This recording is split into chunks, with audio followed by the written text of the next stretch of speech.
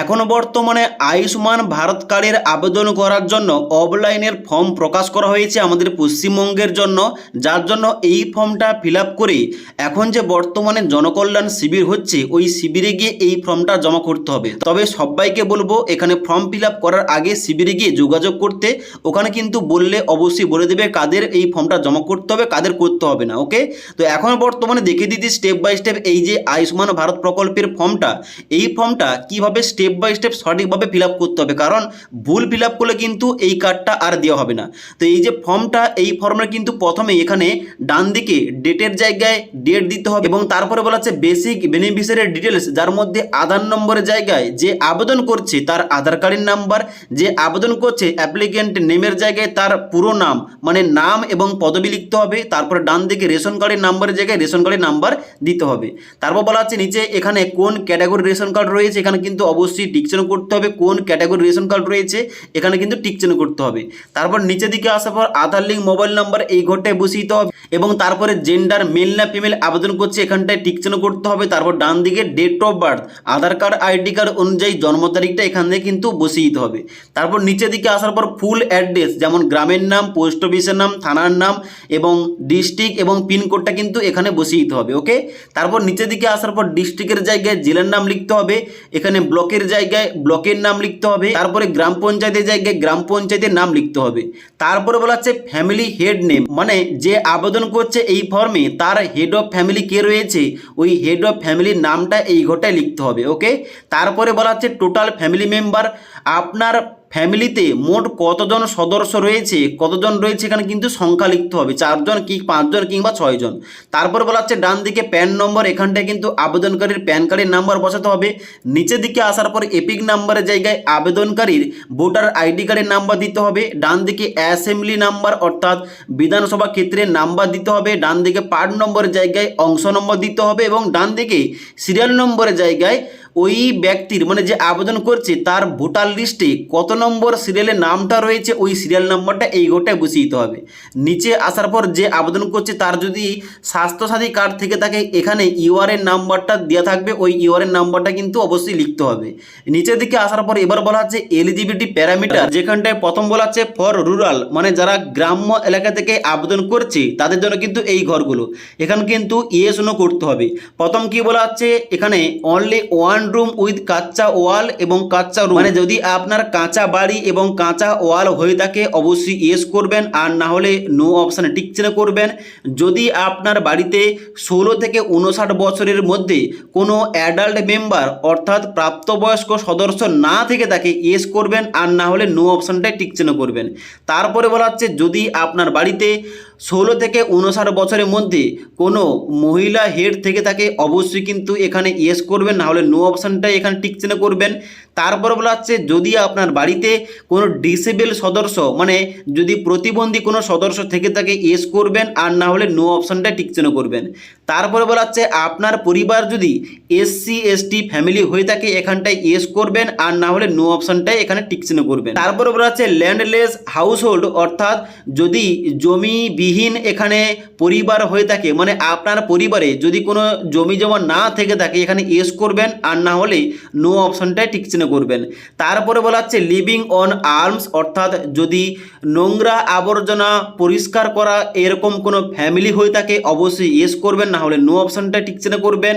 এবারে বলা হচ্ছে ম্যানুয়াল স্ক্যাভেঞ্জার ফ্যামিলি অর্থাৎ মানুষের বর্জ্য পদার্থ পরিষ্কার করা ফ্যামিলি হয়ে থাকলে এখানটায় ইয়েস করবেন, না হলে নো অপশান টিকচিহ্ন করবেন। তারপরে বলা হচ্ছে প্রিমিটিভ ট্রাইবাল গ্রুপ অর্থাৎ আদিবাসী জনগোষ্ঠীর পরিবার হয়ে থাকলে এখানটায় ইয়েস করবেন, আর না হলে নো অপশানটাই এখানে টিকচিহ্ন করবেন।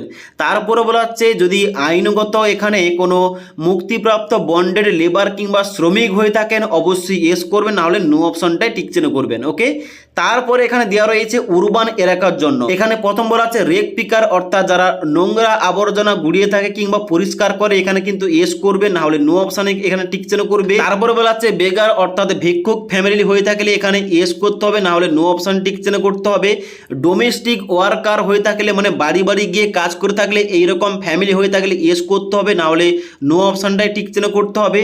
তারপরে বলা হচ্ছে স্ট্রিট ভেন্ডর কোবলার হকার হয়ে থাকলে অবশ্যই ইয়েস করবেন, না হলে নো অপশানে এখানে টিক চিহ্ন করবেন। তারপরে বলা হচ্ছে কনস্ট্রাকশন ওয়ার্কার যদি হয়ে থাকে, প্লাম্বার হয়ে থাকে, মেসন, লেবার, পেন্টার মানে রঙের মিস্ত্রি, ওয়েল্ডার, সিকিউরিটি গার্ড হয়ে থাকলে এইরকম যদি পেশা করে থাকেন অবশ্যই কিন্তু এখানে ইয়েস করবেন, আর না হলে নো অপশানটা টিক চিহ্ন করবেন।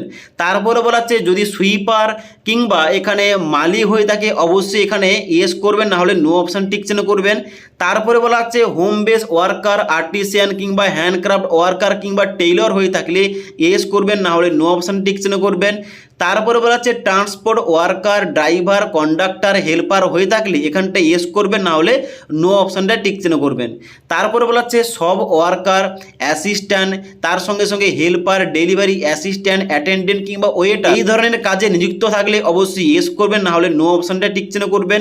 তারপরে বলা হচ্ছে ইলেকট্রিশিয়ান, মেকানিক এবং রিপেয়ার ওয়ার্কার হয়ে থাকলে ইয়েস করবেন, না হলে নো অপশানটা টিক চিহ্ন করবেন। তারপরে বলা হচ্ছে যদি চৌকিদার কিংবা ওয়াশারম্যান হয়ে থাকেন এখানে ইয়েস করবেন, না হলে নো অপশানে টিক চিহ্ন করবেন। তো এখানে স্পেশালি বলা হয়েছে যে আপনার পরিবার কিংবা আপনি কি ধরনের কাজ করছেন, আপনার বাড়িতে এখানে কি কি ধরনের সদস্য রয়েছে, এখানে কিন্তু সেইভাবে আপনার অনুযায়ী কিন্তু এখানে এস নো করতে হবে। ওকে, এবার এইগুলো দেওয়ার পর নিচের দিকে আসবেন, বলা হচ্ছে যদি আপনার বয়সটা এখানে 70 বছর কিংবা তার উপরে হয়ে থাকে এস করবেন, না হলে নো অপশানে ক্লিক করবেন। তারপরে বলা হচ্ছে যদি এখানে আপনার ফ্যামিলিতে কোনো মেম্বার আশা এবং অঙ্গনওয়াড়ি ওয়ার্কার এবং অঙ্গনওয়াড়ি হেল্পার না থেকে তাকে এস করবেন, না হলে নো অপশানটাই এখানে টিক চিহ্ন করবেন। তারপরে বলা হচ্ছে যদি আপনার ফ্যামিলি মানে পরিবারের ইনকামটা 8 লাখ টাকা পার ইয়ার মানে প্রতি বছর হয়ে থাকে এস করবেন, আর না হলে নো অপশানটাই এখানে টিক চিহ্ন করবেন। তারপরে বলা হচ্ছে যদি আপনার পরিবারের কোনো মেম্বার ইনকাম ট্যাক্স দিয়ে থাকে এস করবেন, না হলে নো অপশানটা টিক চিহ্ন করবেন। যদি আপনার পরিবারের কোনো সদস্যের নাম ASDDA লিস্টে থেকে থাকে অবশ্যই এস করবেন, না হলে নো অপশানটা টিক চিহ্ন করবেন। তারপরে বলা হচ্ছে যদি আপনি ASIR ট্রাইব্যুনাল লিস্টে আবেদন করে থাকেন অবশ্যই পেন্ডিং থেকে তাকে ইয়েস করবেন, না হলে নো অপশানটাই টিক চিহ্ন করবেন। যদি আপনি CAA এর জন্য আবেদন করে থাকেন, অ্যাপ্লিকেশন করে থাকেন ইয়েস করবেন, না হলে নো অপশানটা টিক চিহ্ন করবেন। তারপরে বলা হচ্ছে beneficiary name deleted from Annapurna Yojana beneficiary list, যদি আপনি অন্নপূর্ণা যোজনা থেকে নামটা ডিলিট করতে চান এখানে ইয়েস করবেন, না হলে নো অপশানটাই টিক চিহ্ন করবেন। তো এইগুলো দেওয়ার পর নিচের দিকে আসবেন, এখানে কিন্তু I hereby declare that এখানে চেকমার্ক করবেন, এইভাবে টিক চিহ্ন দেবেন এবং তারপর ডান দিকে সিগনেচারের জায়গায় যে আবেদন করছে তার সিগনেচার করতে হবে। তো এখানে কিন্তু ফর্ম ফিল আপটা এতদূর পর্যন্ত শেষ। নিচে কিন্তু এই যে রিসিপ্টটা এটা কিন্তু ওই শিবির থেকে দেওয়া হবে যেখানে আপনার নাম, আধার নম্বর, রেশন কার্ডের নাম এবং ডেট অফ বার্থ দিয়ে এখানে কিন্তু জেন্ডার দেওয়ার পর এটা কিন্তু সিগনেচার করে আপনাকে দেওয়া হবে। ওইটা গুছিয়ে রাখতে হবে, ওটা দিয়ে কিন্তু পরবর্তীতে স্ট্যাটাস চেক করা যাবে। ওকে, তো এবার নিচের দিকে একটা অংশ দেওয়া রয়েছে, এই যে ফর্মটা এটা কিন্তু অফিসিয়াল করবে মানে ওই যে শিবিরে অফিসার থাকবে ওই অফিসার কিন্তু অবশ্যই এই সিগনেচারগুলো করবে। ওকে, কিংবা এই ফর্মটা ফিল আপ করবে। তো এই যে ফর্মটা দেখালাম এই ফর্মটা কিন্তু এইভাবে ফিল আপ করে ওই শিবিরে গিয়ে জমা করতে হবে। এবার এই ফর্মের সঙ্গে অবশ্যই আবেদনকারীর Aadhaar card, voter ID card, ration card, ব্যাংকের পাসবই, পাসপোর্ট সাইজের ছবি এবং অবশ্যই যে কাস্ট ক্যাটাগরি থেকে আবেদন করছে SC ST OBC হলে তার কাস্ট সার্টিফিকেট, যাদের স্বাস্থ্যসাথী কার্ড রয়েছে তারা কিন্তু ওই কার্ডের জেরক্স দেবে। এইরকমভাবে যার কাছে যে ডকুমেন্টস রয়েছে কিংবা যে আবেদন করেছে যেভাবে অবশ্যই কিন্তু ওইটা অনুযায়ী ডকুমেন্টসগুলো অ্যাটাচ করে ফর্মটা কিন্তু জমা করতে হবে। তবে প্রত্যেকটি ডকুমেন্টসের জেরক্সের নিচে কিন্তু অবশ্যই আবেদনকারী স্বাক্ষর করা থাকতে হবে। ওকে, তো আশা করি A to Z বুঝতে পারলাম এই ফর্মটা কীভাবে ফিল আপ করতে হবে। যদি আজকের এই ভিডিওটির আপডেট ভালো লেগে থাকে একটি লাইক করবেন এবং বন্ধুদের অবশ্যই ভিডিওটি শেয়ার করে দেবেন।